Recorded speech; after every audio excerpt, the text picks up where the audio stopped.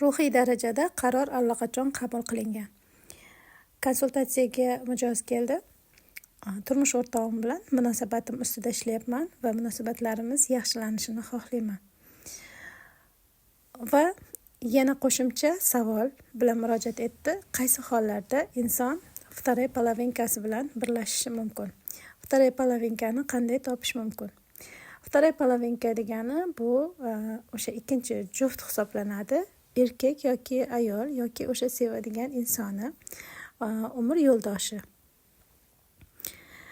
Avval inson to'liq bo'lgan, keyin esa ikki qismga bo'lingan. Har kim ikkinchi yarmini izlaydi. Juftlik bo'lib turganda siz o'zi ikkinchi yarmingizni topgansiz. Faqatgina olmaga allaqachon chiriyotgan qurt bor. Chunki siz ruhiy darajada bu erkak bilan ajralishni allaqachon qabul qilib bo'lgansiz. Va vaqt masalasi bor o'rtada. Vaqt masalasidan keyin mana shu siz qilgan qaroringiz amalga oshadi va shu amalga oshadigan qaroringizdan keyingi hayotingiz haqida o'ylayapsiz. Hozirgi turmush o'rtog'ingiz bilan munosabatingiz haqida emas, keyingi qaror haqida. Har doim bizni qarorlarimiz eng birinchi ruhiyatimizda qabul qilinadi.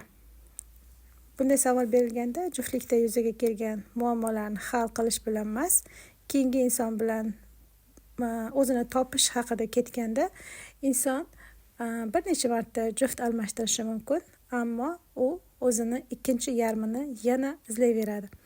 Sizning ikkinchi yarmingiz juftlikdan topilmaydi, ya'ni siz o'zingizni bir qism his qilishingiz uchun, bir butun his qilishingiz uchun sizga erkak yoki ayol yordam bermaydi.